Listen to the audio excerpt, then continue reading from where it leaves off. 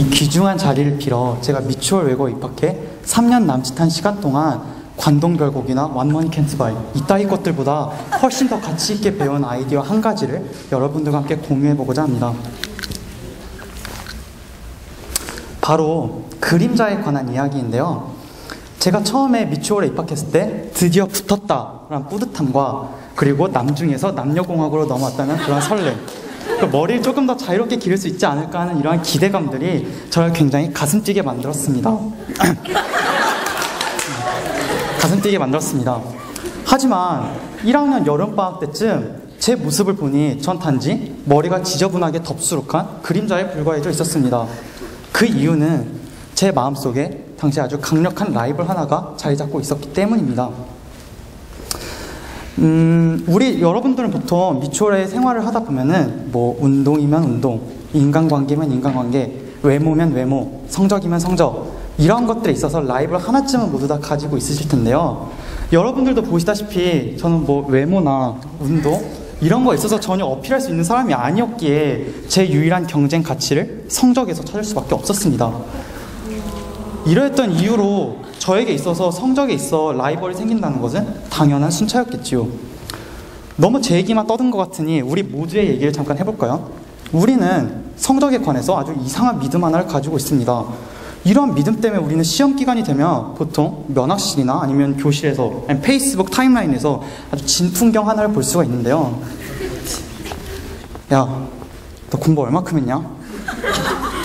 아, 몰라, 마이크 쓰는데 뭔 소리 하는지도 모르겠어.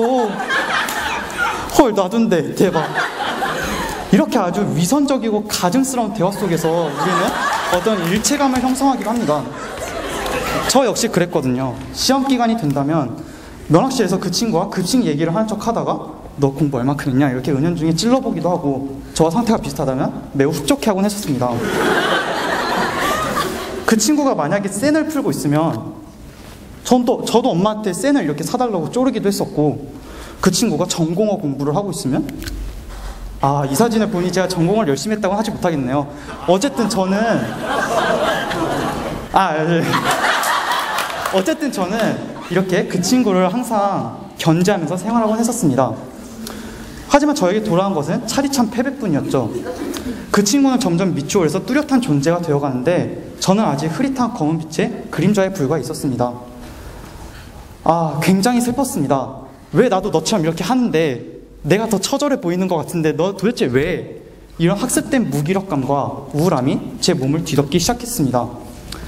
그러던 중 이대로는 도저히 안 되겠다 싶어 면학 시간에 중간에 뛰쳐나갔습니다.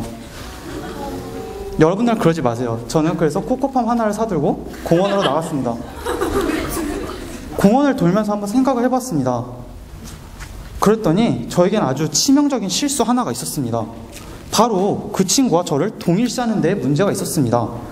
성적이라는 것은 단순히 우리의 공부 양에 의해서 결정되는 것이 당연히 아닙니다. 우리의 다른 조건들, 예를 들어서 체력, IQ, 기억력, 학습의 효율, 심지어 운, 이런 것이 우리의 성적에 영향을 미치곤 합니다. 하지만 이러한 모든 조건들이 우리 모두 다 같을까요? 당연히 아니죠. 이를 반증하는 사례 중 하나가 교실에서 공부를 굉장히 열심히 하는데도 불구하고 원하는 만큼 성적이 나오지 않는 친구가 한 명씩 꼭 있습니다.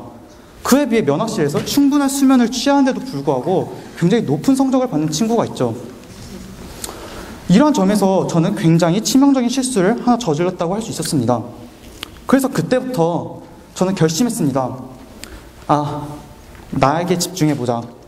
그래서 1학년 2학기 기말고사가 돼서야 저는 그 친구의 그림자라는 검은 옷을 던져버릴 수가 있었습니다. 나를 사랑에 빠뜨리게 하는 건 무엇인가? 나는 사회에 나갔을 때 어떤 사람으로 비춰지고 싶은가? 이러한 것들에 대한 나름의 해답을 구하면서 그 목표를 조금 더 실천하기 위해 남들 눈치 보지 않고 더 치열하게 공부할 수 있었습니다. 그 결과 2학기 기말고사 때 이렇게 아주 환한 웃음꽃을 다시 되찾을 수도 있었고, 제 인생에 있어서 가장 빛나는 성적이었던 내신 총 등급 1.2라는 성적을 받게 됩니다. 성적표를 받은 날 온몸에 소름이 돋았습니다. 하지만 그 친구는 전혀 기억나지 않았습니다. 그 소름이 제 검은 빛을 띠던 제 전신을 이진우라는 독특한 색으로 비춰주기 시작했습니다. 하지만 역설적이게도 저는 이 성적을 받고도 그 친구 위에 올라서지 못했습니다. 하지만 제 인생에 있어서 성적을 제외한 나머지 모든 부분이 전부 다 바뀌어져 있었습니다. 인간관계를 다시 회복할 수도 있었고, 미술이라는 아주 고상한 취미생활까지 가는 여유로움까지 가질 수 있었습니다. 더불어서 그 친구를 더 이상 경쟁자가 아닌 이렇게 협업자로 볼 수도 있었고, 네, 협업자로 볼 수도 있었고, 그리고 무엇보다도 이렇게 고3이라는 불리한 조건에도 불구하고 여러분들과 이렇게 즐거운 대화를 나눌 수 있다는 것이 저에겐 가장 큰 축복이라고 저는 생각을 합니다. 우리 하나만 약속을 한번 해볼까요? 여러분, 부디 그림자가 되지 말아주세요. 우리가 이렇게 햇빛 아래에서 우리의 그림자를 딛고 서 있는 것처럼, 만약 우리가 누군가의 그림자가 되어버리는 순간 우리는 그 주체 위로 절대 올라서지 못합니다. 마치 우리의 그림자가 땅 위에 머물러 있는 것처럼요. 조금 다른 관점에서 생각을 해본다면, 여러분의 부모님께서는 과연 우리가 누군가의 그림자로 살라고 그렇게 아픈 산고를 겪으시면서 우리를 만들어내셨을까요? 그리고 또 졸음을 참아가면서 그 깊은 밤 시험 기간마다 과일은 좀 깎아주시면서 우리를 그렇게 시험 기간에 응원해 주셨을까요? 아마 여러분들의 부모님께서는 여러분들 낳으셨을 때 아마 작은 하나의 세상을 가진 듯한 느낌이셨을 겁니다. 제가 이렇게 쉽게 이야기할 수 있는 이유는 제가 이 나이에 사고를 쳐서 이렇게 얘기할 수 있는 건 아니고요. 저희 부모님께 직접 여쭤봤거든요. 아마 여러분의 부모님께서도 비슷한 심격이 아닐까 감히 추측해봅니다. 더불어 우리의 경쟁 상대는 더 이상 남이 아닌 자신의 현재 상태입니다. 베스트가 되기보다는 베터가 되게 노력하세요. 베스트가 되지 못해 좌절하는 삶보다는 베터가 되는 그 연속적인 과정, 즉 자신의 그림자를 벗어던지고 자신의 색을 찾아가는 과정 속에서 여러분들은 그 소소한 행복을 발견할 수 있을 뿐만이 아니라 아마 여러분들의 삶을 더 고취시킬 수 있을 것입니다. 만약 여러분들이 자신의 색을 조금이라도 찾게 된다면, 그럼에도 불구하고 여러분들 주변에 아직 자신의 색을 찾지 못한 그림자가 좀비처럼 어슬렁거리고 있다면, 여러분의 색을 찾은 것에 대해 만족하지 마시고 그 친구들에게 최대한 많은 물감들을 뿌려주세요. 아마 이런 과정 속에서 그 친구들은 자신들의 색깔을 찾는데 좀 더 많은 도움을 얻을 수 있을 뿐만이 아니라, 여러분의 입장에서도 그 물감이 온 동네방네 그 튀는 아름다운 장면 속에서 마음에 드는 색깔이 있다면 그 물감을 자신의 몸에 부어 더 다채로운 인간으로 성장하면 됩니다. 한 가지 예를 들어볼까요? 만약 여러분의 친구들이 수업에 빠져 여러분에게 노트를 빌린다고 가정해봅시다. 이럴 때 괜히 야, 나 글씨 못 썼는데 괜찮겠어? 이런 괜히 견제하지 마시고 기꺼이 빌려주세요. 그런다고 여러분의 내신 등급이 하나라도 떨어지는 것이 전혀 아닙니다. 이건 제가 직접 경험해본 일이기도 하고요. 경험해본 일이기도 한데 이게 실천하는 것이 굉장히 어렵습니다. 당연히 견제가 되겠죠. 하지만 저는 이러한 타협적인 자세가 우리에게 더 큰 기쁨을 줄 수 있을 것이라 장담합니다. 하지만 여기에는 한 가지 전제 조건이 필요합니다. 바로 여러분에게도 무언가 오는 것이 있어야 된다는 것입니다. 이 경쟁이 치열한 사회 속에서 윤리와 사상 교과서에나 나오는 그런 일방향적인 타협, 즉 남을 위한 삶은 우리 삶에서 현실적으로 지속되기가 불가능합니다.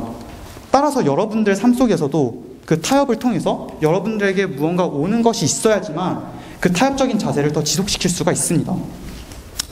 한 가지 예를 들어보면, 아까 그 경우로 다시 되돌아가서 그 친구에게 여러분들이 배고플 때 자판기에서 빵을 받쳐라 이렇게 요구할 수도 있을 테고, 아니면 여러분들이 다른 수업에 빠졌을 때 그 친구들에게 다른 노트를 빌려달라고 눈치 보지 않고 요구할 수 있을 것입니다.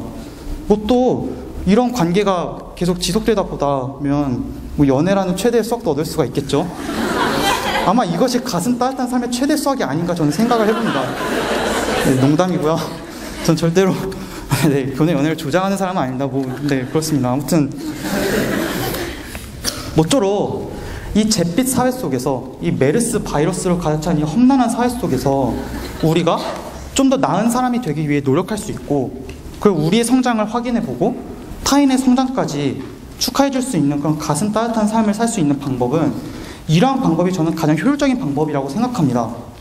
따라서 이제 미추홀리언들이 궁극적으로 지향해야 할 인재상은 상투적인 단어가 되어버린 글로벌 리더라는 말이 아니라 이렇게 자신의 색깔을 찾고 주변에게까지 물감을 부어줄 수 있는 디자이너가 되어야 된다고 저는 생각합니다. 아무쪼록 네, 감사합니다. 네. 아무쪼록 우리가 졸업을 하고 나서 훗날 갖게 될 졸업식에서 우리 모두가 이러한 삶의 자세를 가지고 훗날 각자의 위치에서 승리해 모두가 무지갯빛으로 만날 수 있는 그런 날이 올 수 있기를 저는 간절히 기도합니다. 그럼 여러분, 그림자 여러분 모두 화이팅입니다. 감사합니다.